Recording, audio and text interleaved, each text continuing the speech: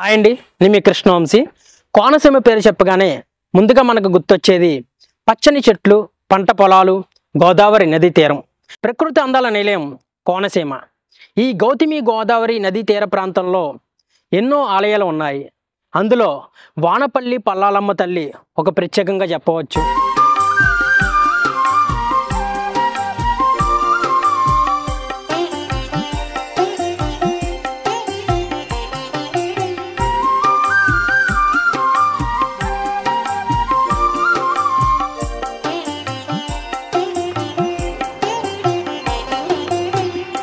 Doctor BR Ambedkar Konaseema జిల్లా కొత్తపేటకి సుమారు 7 కిలోమీటర్ల దూరంలో వానపల్లి అనే గ్రామంలో ఈ అమ్మవారి ఆలయం ఉంది. ఇక్కడ పల్లాలమ్మ తల్లిని కాళికాదేవి అవతారంగా భావిస్తారు.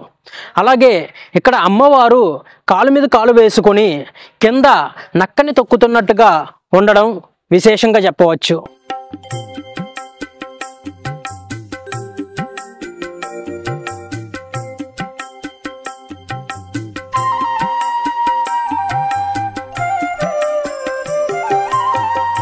ఇక్కడ అమ్మవారి ఒక నక్క ఉంటుందండి ఇక్కడ ఈ ప్లేస్లో. తర్వాత దీని వెనక సైడ్ బావి ఉంటుందన్నమాట అండి. ఆ అమ్మవారి నక్క, తదుపరి బావి. త్రేతాయుగంలో సీతాదేవి వనవాసం ఈ ప్రాంతంలోనే గడిచిందని, వనవాస సమయంలో సీతాదేవి గౌతమి గోదావరి నదిలో స్నానం చేసి ప్రకృతి మాతను పూజించేదని, అలా పూజిస్తుండగా ప్రకృతి మాత దర్శనమిచ్చిందని, అప్పుడు సీతాదేవి కోరిన కోరికలు ఫలించిందని, అప్పటి నుంచి పల్లాలమ్మ తల్లిగా ఇక్కడ పూజలు అందుకుంటుందని పూర్వీకులు చెప్తున్నారు.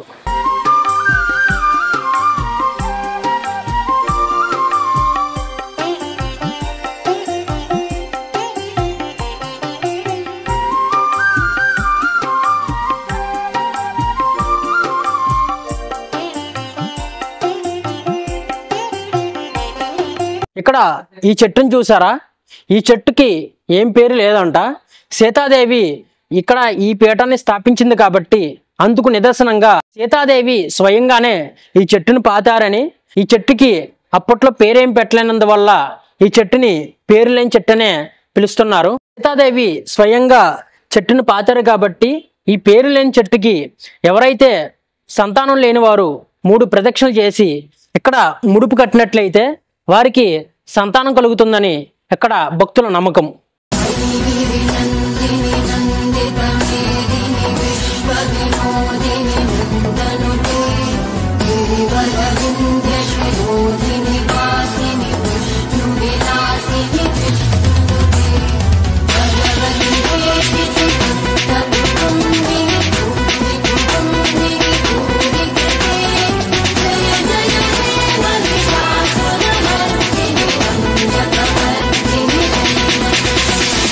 అమ్మవారి చరిత్ర గురించి మనకి వివరించడానికి ప్రస్తుతం మనతోటి అమ్మవారి అర్చక స్వామి ఉన్నారు.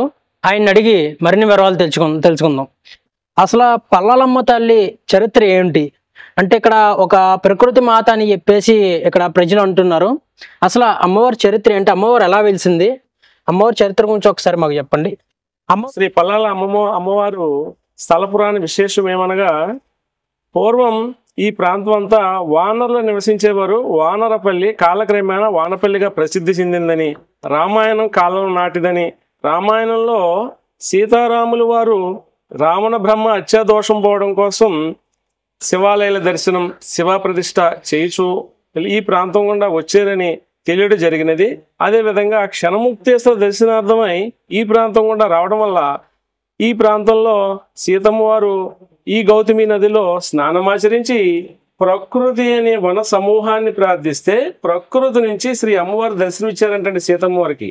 ఎప్పుడైతే ప్రకృతి నుంచి సీతమ్మ వారికి దర్శనమిచ్చారో సీతమ్మ వారు పులకించి, అమ్మా తల్లి నాకు నా భాగ్యం, జన్మ ధన్య భాగ్యం అయింది అమ్మా తల్లి, మాతా శ్రీమాత శ్రీ పలాల తల్లి అని చెప్పేసి ఆవిడ నామధేయం చేసిందని. పలాల తల్లి అంటే పలాలమ్మ, ఫలితం ఇస్తుందని. ప్రకృతి నుంచి ఆవిర్భవించిన అమ్మవారు కనుకనే పలాలమ్మ. సీతమ్మ వారి కోరిక ఫలించింది కాబట్టి పలాలమ్మ, కోరిన కోరిక ఫలించడంలో పల్లాలమ్మగా పిలువబడుతుందని ఈ గ్రామ ప్రాంత వాసులందరూ పిలుచుకుంటున్నారండి. ఈ విషయంలోని ఈ అమ్మవారికి పాదం దగ్గర చిన్న బావి ఉంటుందన్నమాట అండి. అది బావి జలబావి అని అంటారు. అది జలం ఏమి ఉండదో, అనుకోకుండా గోదావరి ఉధృతంగా వచ్చినా ఎప్పుడైనా ఆ గంగామాత ఆ బావి నుంచే బయటకు రావడం జరుగుతుంది. అప్పుడు ఆ బావి నుంచి వచ్చిన జలం అమ్మవారికి నడుము వరకు వస్తుందన్నమాట అండి. నడుము వరకు అయితే ఎప్పుడైతే వచ్చిందో అమ్మవారు ప్రతిరూపం కూడా ఆ నీటిలో కనిపిస్తారు. ఇలాగా ఆ నీటిలో కనిపించి అటు దర్శనం ఇటు ప్రతిబింబం రెండు చూడముచ్చటగా కనిపిస్తుంది అనమాట అండి. అది చాలా ఆ సన్నివేశం చూస్తే మనసు పులకించి చాలా ఆనందకరంగా ఉంటుంది మనకనమాట అండి. అదే విధంగా అమ్మవారి మహత్యంలో ఇంకొక చిన్న విషయం ఏంటంటే, మనకి కాలక్రమేణా కాటన్ దొర గారు ఈ కోనసీమని బంగారు సీమగా మార్చిన కాటన్ దొర గారు కాలువ తవ్వే ప్లాన్లో గుడి అడ్డొచ్చింది తొలగించాలి అని అనుకున్నాడండి. ఆయన స్వప్నంలో కనిపించి, నా గుడి తొలగిస్తే నక్కన తొక్కినట్టు తొక్కేస్తాను, నన్ను దర్శనం చేసుకో, నన్ను దర్శనం చేసుకోవడం వల్ల నీకు మంచి జరుగుతుంది, నీ అహంకారాన్ని తగ్గిస్తాను, ఎప్పుడైతే నీ అహంకారం తగ్గించానో నువ్వు అనుకున్న పని నెరవేర్చగలవు, కాబట్టి నన్ను దర్శనం చేసుకుని నీ కాళ్ళతో నా గుడి పక్కంట కాళ్ళ తవ్వడం ప్రారంభించు, నా గుడిని ఏ విధంగా తాకవద్దు అని చెప్పడంతో ఆయన మరుసటి రోజు ఉదయాన్నే వచ్చి అమ్మవారి దర్శనం చేసుకున్నప్పటికి నక్కన తొక్కి ఉండడం చూపించిందంటండి. అంటే నక్కన తొక్కి చూపించడం వల్ల ఏమవుతుందంటే, నక్క తొక్కొచ్చావరా, నీకు చాలా అదృష్టవంతుడివి, కాబట్టి నక్కన తొక్కిన అమ్మవారి దర్శనం చేసుకుంటే శుభం కలుగుతుంది, నీకు ఎటువంటి ఆటంకాలు జరగవు, శుభం జరుగుదని ఇక్కడ ప్రతీక అన్నమాట. అందుకే ఈ నక్కన తొక్కిన అమ్మవారి దర్శనం చేసుకుని చాలా మంది వెళ్తుంటారు అన్నమాట ఈ ప్రాంతవాసులు. విధంగా ఈ అమ్మవారికి పక్కనే పొలిమేర దేవతగా పోలేరమ్మ, మరియు తమ్ముడు పోతురాజు క్షణముక్తేశ్వర దర్శనార్థమై వెళ్ళి తిరిగి వస్తుండగా సూర్యోదయం కావడం వల్ల అక్కడ రోడ్డు మధ్యలో నిలిచిపోయాడని ఈ స్థల పురాణానికి అదొక ప్రాముఖ్యత అండి. రోడ్డు మధ్యలో ఆయన ఉంటాడు శివలింగం లాగా.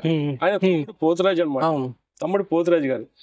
ఈ అమ్మవారికి విశేషంగా కళ్యాణం కావాల్సిన కళ్యాణం, సంతానం లేని వాళ్ళకి సంతానం, ఎలాంటి మొక్కు అయినా సరే ఈ అమ్మవారి దగ్గరకు వచ్చి 5 ప్రదక్షిణాలు చేసి అమ్మవారికి మొక్కుని ఈ పేరు లేని చెట్టు వృక్షం దగ్గర మొక్కుకుని అక్కడ ముడుపు కడితే వాళ్ళ కోరిక నెరవేరుస్తుందని ఇక్కడ ప్రగాఢ విశ్వాసం అనమాట ఈ అమ్మవారి మీద.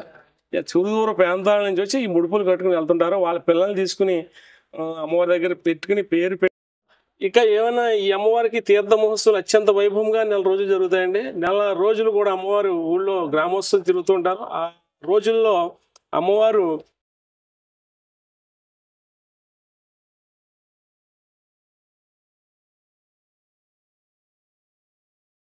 బెత్తంతో శాసిస్తూ చూడముచ్చటగా నృత్యం చేస్తూ అమ్మవారికి భక్తులు సమర్పించే పళ్ళు పలహారాలు పిండి వంటలతో అమ్మవారు ఆనందిస్తూ ఆ తీర్థ ఉత్సవాన్ని ముగిస్తూ ఉంటారు.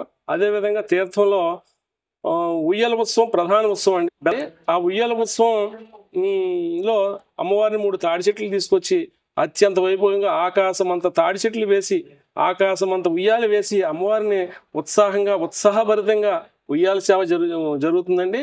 స్వామి, ఇప్పుడు ఇక్కడ అమ్మవారికి కొబ్బరి మొక్క అనేది ఇస్తూ ఉంటారు, అసలు ఎందుకు ఇస్తారో ఆ మొక్క అనేది, ఆ విశేషం ఏంటి స్వామి? ఆ కొబ్బరి మొక్క అనేది సంతానం లేని వారికి పిల్లలు కొంచెం సంతాన విషయంలో కొంచెం దూరమై సంతానం కోసం ఆలోచించే వాళ్ళు విశ్వాంత ఈ అమ్మవారి గుడికి వచ్చి, అమ్మ తల్లి మాకు సంతానం ఎందుచేతనో లేట్ అయింది కాబట్టి మాకు సంతానం కలగాలి కనుక మా ఇంట ఒక మొక్క కలిగితే, మా కడుపున కాయ కాస్తే మీ ఆలయంలో ఒక మొక్కనేస్తాం, కొబ్బరి మొక్క వేసింది ఇవాళ రేపొద్దున 10 మందికి 10 కాయలు 100 కాయలు అలాగా పిల్లలతో అభివృద్ధి చెందుతుంది అన్న ఉద్దేశంతో అమ్మవారు కొబ్బరి మొక్కను ఇస్తారు. అది తల్లిదండ్రులు ఇవ్వచ్చు, లేకపోతే పెద్దవాళ్ళైన తాతలో అమ్మమ్మలో నానమ్మలు ఇవ్వచ్చు. సత్సంతాన అభివృద్ధి కోసం కొబ్బరి మొక్కను ఇస్తారు. ఇప్పుడు అమ్మవారి జాతర మహోత్సవాలు ఎప్పుడు జరుగుతాయండి? వైశాఖ మాసంలో జరుగుతాయండి. 4 రోజులు కూడా ఈ జాతర మహోత్సవాలు అనేవి జరుగుతూ ఉంటాయి. ఓకే స్వామి, మాకు అమ్మవారి గురించి మంచి చరిత్ర ఇది చెప్పారు, నిజంగా చాలా ధన్యవాదాలు స్వామి. చూశారు కదా వానపల్లి పల్లలమ్మ తల్లి చరిత్ర. మళ్ళీ మరో వీడియోతో మీ ముందుకు వస్తా. అంతవరకు మా ఛానల్ని లైక్ చేసి సబ్స్క్రైబ్ చేసి మీ మిత్రులకు షేర్ చేయండి.